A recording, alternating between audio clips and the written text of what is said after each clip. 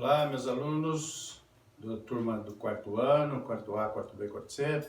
Vamos resolver o nosso probleminha que nós apresentamos para vocês a semana passada e que vocês teriam que ter entregue. Na verdade, apresentamos semana retrasada, vocês teriam que ter entregue na semana passada. O problema trata da Priscila, que comprou um veículo do Wagner por R$28 mil. Então, tendo tido um pagamento de 10 mil e o restante dividido em 9 parcelas de R$2 mil. Então, a Priscila compra do Wagner um veículo de 28 mil, uma entrada de 10 mil mais 9 de 2 mil. Relação de compra e venda entre Priscila e Wagner, nem Wagner é fornecedor, a Priscila sim poderia ser consumidor, então trata-se de Código Civil, artigo 481 e seguintes do Código Civil, que vai tratar dos contratos de venda e compra. Muito bem. Entrada de 10 mil e 9 de 2 mil, condições do contrato, forma de pagamento. E aí a Priscila, ela paga as 7 parcelas, as primeiras parcelas em dia, mas as 2 últimas parcelas ela deixa em aberto. Então, nós precisamos trabalhar em relação a essa questão da Priscila. O que aconteceu? Ela foi dispensada do seu emprego e não conseguiu pagar essas 2 últimas parcelas. Aí ela entra em contato com o Wagner e o Wagner, o que ele fala? Ele diz o seguinte, que ela não precisa se preocupar, que ele aguarda o pagamento até a última parcela. Então, ele permitiu, houve o que nós chamamos aí poderia até denominar de uma novação, quer dizer, aquela que era para vencer na 8ª parcela, ele disse que esperaria até o final da última parcela. E assim, ele concorda, tendo concordado inclusive através de uma mensagem de texto. Então, há uma comprovação dessa assunção do Wagner para o pagamento. Mas aí o que acontece é que a Priscila consegue o empréstimo e aí ela não consegue encontrar o Wagner. Ela não encontra o Wagner para poder fazer o pagamento que ela deveria fazer, que é adimplir com a sua obrigação. E aí nós podemos dar uma olhadinha lá no artigo 304 e seguintes do Código Civil, que nós vamos tratar desse assunto lá. Bom, vamos lá, vamos ver o que mais nós temos aqui.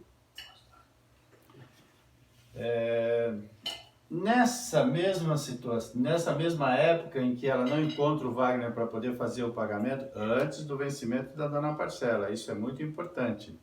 A Priscila fica sabendo que o seu nome está inscrito no SPC pela dívida com o Wagner. Quer dizer, aquelas 2 parcelas que o Wagner disse que, por escrito, iria aguardar até o final do vencimento da dona parcela. Ele simplesmente inseriu o nome da Priscila no serviço de proteção ao crédito, porque ela não pagou as 2 últimas parcelas. Bom, ela estando com dinheiro em mãos, ela, para se ver livre, ela faz um depósito de R$4 mil no dia do vencimento da última parcela, que é aquilo que eles tinham acertado. O Wagner, sabendo do depósito, aí nós podemos ver o artigo 308 do Código Civil, que vai trazer alguma coisa nesse sentido. E o Wagner, ao saber do depósito, ele recusa o pagamento que foi feito e mandando uma carta ao estabelecimento bancário.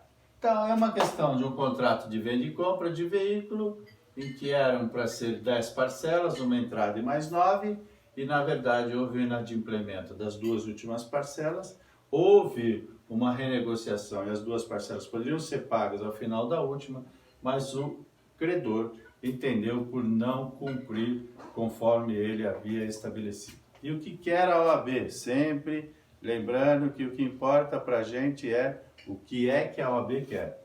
Como advogado de Priscila, redige a medida processual mais adequada para que a compradora obtenha a quitação do seu débito e tenha de imediato retirado o seu nome do cadastro do SPC. Bom, aí a gente parte para a segunda etapa dessa nossa solução do problema. E aí, o que nós temos? Que responder a essas 5 questões fundamentais, sempre fundamentais para a nossa solução do problema antes de iniciarmos a redação. Então vamos lá. O que a OAB pede? Então o que eu tenho de tese? A tese eu sempre vou buscar naquilo que a OAB quer. O que ela quer? A compradora obtém a quitação do débito. Então, quitação do débito. Mas nós vamos ver como é que isso é possível. Que mais? Retirar do nome do SPC. O que mais que a gente pode demonstrar aí como tese, né? A inviabilidade do pagamento. Que ela tentou pagar para o Wagner e não conseguiu fazer o pagamento para o Wagner. Então, essas seriam as nossas teses. Ela quer quitar o débito, retirar o nome do SPC e demonstrar que ela procurou o Wagner para fazer o pagamento, mas isso não foi possível. Muito bem. Se ela quer quitar o débito, eu preciso do fundamento jurídico para a quitação desse débito. E aí, o que nós temos aqui? Você entendeu? Como eu posso fazer isso, né? Então, o que a gente tem como solução para essa questão é o que nós chamamos da consignação em pagamento. Então, nós temos, para ela quitar o débito, ajuizar uma ação de consignação em pagamento, conforme artigo 539 e seguintes do Código de Processo Civil. Tá? Então, lá estão as condições para que a gente possa fazer a quitação do débito, né? Para que a gente possa retirar o nome dela do SPC, qual que é a possibilidade que nós temos? A tutela antecipada, então nós vamos ter que pedir uma tutela de urgência. Desculpa. A tutela de urgência vai ter que estar lá em cima. Então, para retirar o nome do SPC é a tutela de urgência. E a tutela de urgência está onde? Está lá no artigo 300 do Código de Processo Civil. Muito bem. E a inviabilidade do pagamento é justamente aquela em que nós vamos informar, através dos documentos que nós temos, de que ela fez o pagamento na data acordada, nessa nova data que foi feita, e para isso ela precisa da ação de consignação em pagamento. Por quê? Porque, na verdade, ela tentou pagar para o Wagner, não encontrou o Wagner e dentro do prazo que eles haviam estipulado, ela consegue fazer o pagamento conforme eles haviam pré-acordado. Então, muito bem. Então, está aí o nosso fundamento jurídico. A competência. Quem é o juízo competente para processar e julgar? Aí nós temos uma condição importante. Nós precisamos dar uma olhadinha no capítulo da consignação em pagamento, porque lá no artigo 540 do Código de Processo Civil, ele diz para quem é que deve ser, aonde é que deve ser ajuizada essa ação. E no caso aqui, essa ação tem que ser ajuizada na cidade de São Paulo, de acordo com o artigo 540 do Código de Processo Civil, que é onde reside o Wagner. Então, aqui a competência é a cidade de São Paulo, então uma das varas cíveis da cidade de São Paulo, e o fundamento jurídico para essa competência é o artigo 540 do Código de Processo Civil. Ok?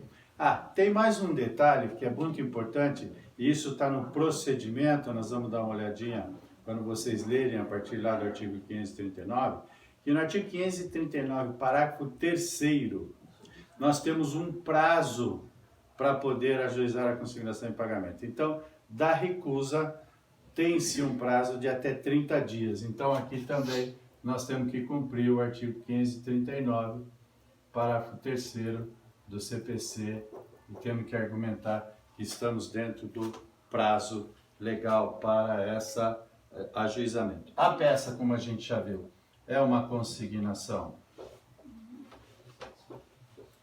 em pagamento. Já notamos no artigo 539 seguintes do Código de Processo Civil. E a argumentação sempre deve ser aquela da impossibilidade de realizar o pagamento. Temos que confirmar que houve o pagamento integral dentro do prazo acordado, e aí nós temos que juntar como cópia o e-mail, aquela mensagem de texto, não posso falar e-mail porque o programa fala de mensagem de texto. A mensagem de texto que foi encaminhada pelo Wagner concordando com a prorrogação dos pagamentos e informar que o depósito já está efetivado no valor acordado e com isso, em sede de retirar o nome da SPC através da tutela de urgência, então aqui nós podemos ter a tutela de urgência, nós vamos fazer o pedido da liminar, lembrando sempre que todo pedido de liminar de tutela nós temos que comprovar o fumo boni iuris, que é a fumaça do bom direito, e o periculum in mora. Então, a fumaça do bom direito é onde reside o direito dela, reside porque ela já efetuou o pagamento, então por isso que ela precisaria ter o nome excluído do sistema de proteção ao crédito. E o periculum in mora é que quanto mais isso perdura, mais prejuízos ela pode ter, e ela já teve um prejuízo, salvo engano, de uma contratação de trabalho. Virtude de ausência de pagamento, olha lá. Foi impossibilitada de trabalhar de uma sociedade empresária. Então ela tinha uma possibilidade de trabalho e não pôde trabalhar em razão dessa questão de ter o nome dela inserido no SPC.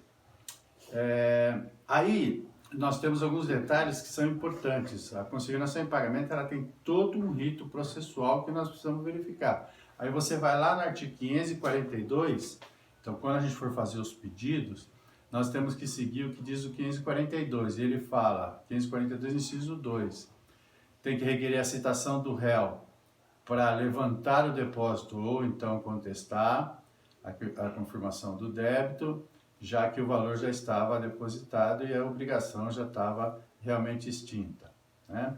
E fazer as juntadas dos documentos naturais, o contrato de compra e venda, recebendo o valor assinado por Wagner, enfim, todos os documentos em que comprovem o direito da nossa cliente, no caso aqui é a Priscila. Tá? Aí está.